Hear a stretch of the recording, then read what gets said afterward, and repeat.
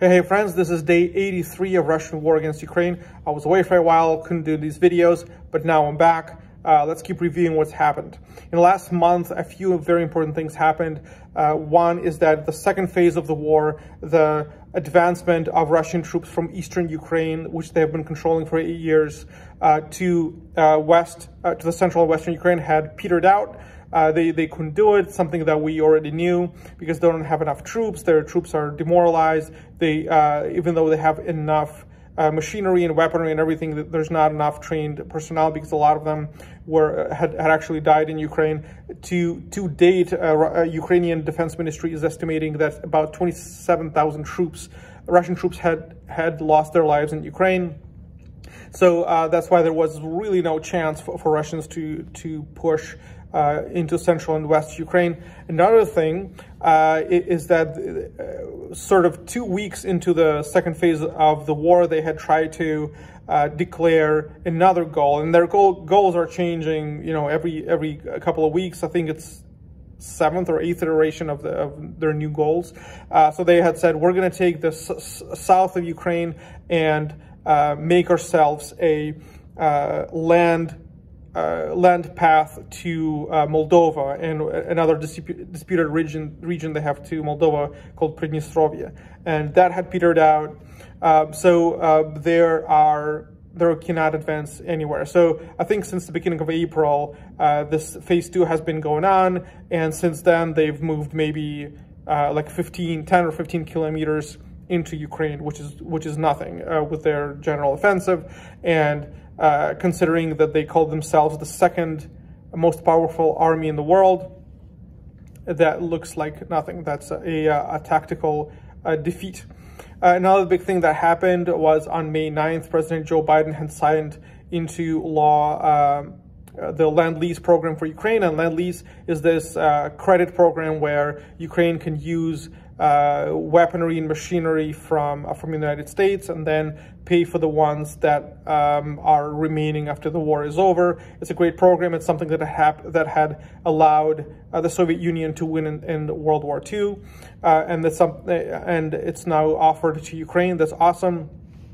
Also, you probably heard the story of the additional spending for Ukraine in the amount of $40 billion, which was about to sign into law, but then a senator by the name of Rand Paul had stopped it. There was quite a bit, not stopped it, but he had additional demands onto this law. There's been quite a bit of controversy in the West and here in Ukraine. Who's this Rand Paul? And of course, being in the States and following American politics, I know him a little bit more, and especially from his confrontation with Dr. Fauci. He's sort of a firebrand guy.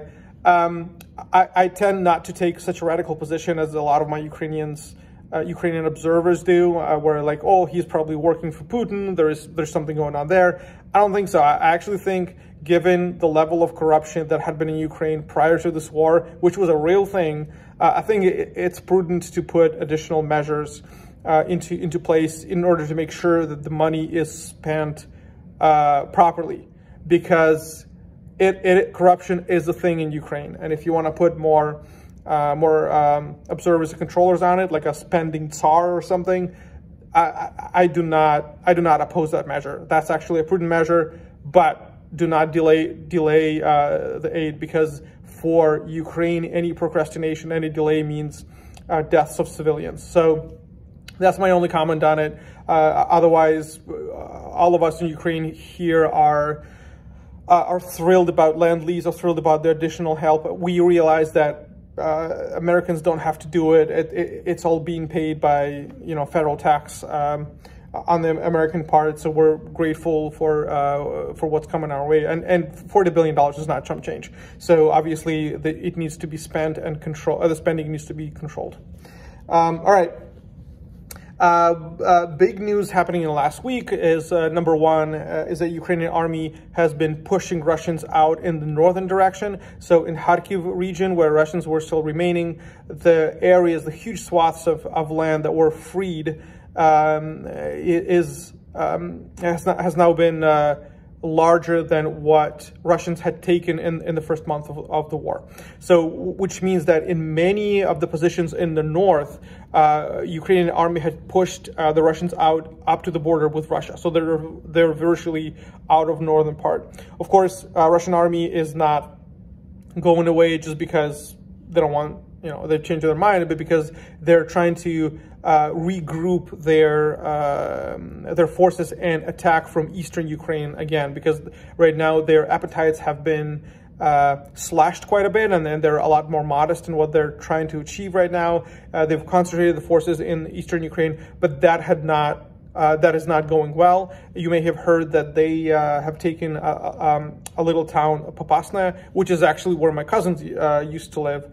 So I've been there maybe 4 or 5 times in my life. It is a small town. There's nothing left of it now. But the reason it was strategically important for Russian forces to take it is because it's sort of a little bit on a hill, and they want to take those positions.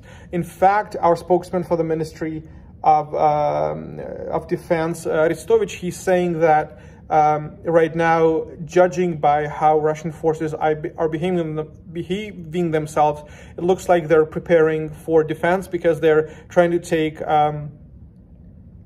advantageous positions for defense. So anything in front of a hill, some river banks and stuff like that, and they're digging trenches. So which means that they're expecting that a lot of the weaponry from the United States, from England, Germany, France is going to be in Ukraine within about a couple of weeks, and they're expecting to try and hold the territory they have already taken. What do we have to say about that? Of course, we're expecting the weaponry under Lend-lease to come in by the end of May, and some of it in June, and then we're expecting the counter-attack of Ukrainian forces in the east of Ukraine to happen sometime in July. We're hoping this would come earlier, but bureaucracy. So we're seeing that Russians are trying to fortify their positions and prepare for defense. We know that 79 out of the 80 howitzers that we're expecting from the United States, these would be the M777. 79 are already in Ukraine, and they're already are in position in Ukraine. And the advantage of them, of course, is that their range is a lot longer than anything that Russian army has. So they're very much afraid of those weapons. Germany's telling us that about 20 of Ukrainian personnel is being trained on their Panzer howitzers. And why do we need long range artillery? Is because artillery is an offensive weaponry. We know that anything handheld, guns, the shoulder-mounted anti-air systems, they are all for defense. But for us to be able to push Russians out, we have to have offensive weaponry, out of which howitzers are key. Artillery is the king of battle. Okay, so that's happening. Lend-lease is gonna become the break point for Russian army when we're gonna start to attack and free the territory that they had taken. And our army officials have become so brazen that they're talking about taking back the entire eastern Ukraine and Crimea. So. And this is what we're seeing from the West as far as commentary, from the defense representative of NATO. His name is Borrell. I forget his first name. Same thing with General Milley. They all are talking about Ukrainian victory as a fact, not only as a high probability event, but sort of as a done deal. It's just a matter of time, which is very, very encouraging.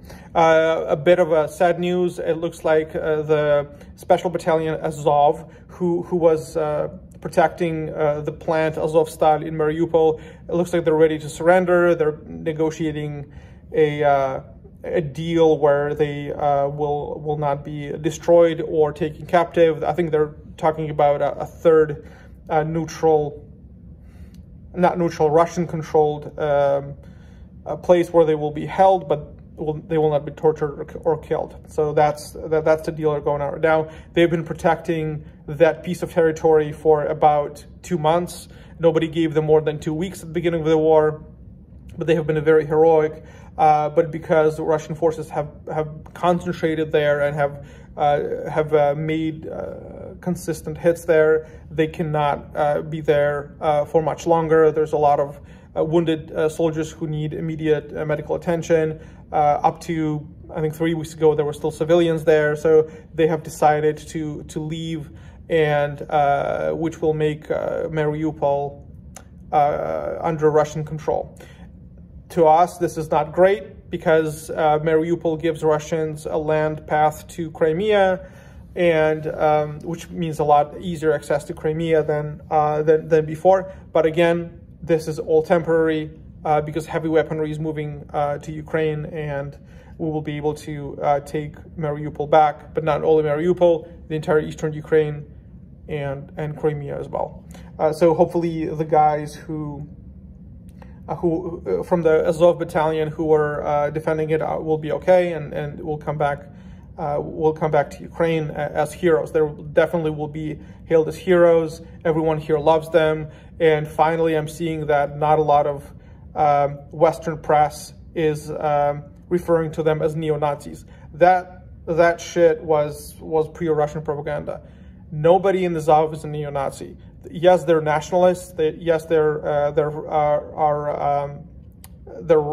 guys on the right of the political spectrum. They have slogans like "nation above all" and stuff like that. They're not Nazis. That shit's got to stop, and I'm glad to see that myth is being dispelled. Okay, and then finally, you probably have seen the Eurovision Song Contest. Ukraine had won.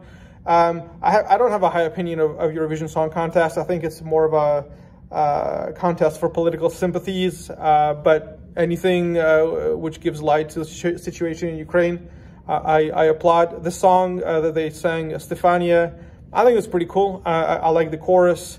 I'm not a big fan of rap or breakdancing like that, but I understand you gotta appeal to the masses. I'm happy for the guys, for the band who won. They're back in Ukraine, and they've raised awareness for everything's going on in Ukraine. So I'm glad about that. Thank you guys for your active position and for sharing stuff with me that I'm missing. And I'm back at making these videos. I'll be happy to hear your opinions, questions, whatever, about what's going on in Ukraine. And thank you for sharing my stuff. All right, bye.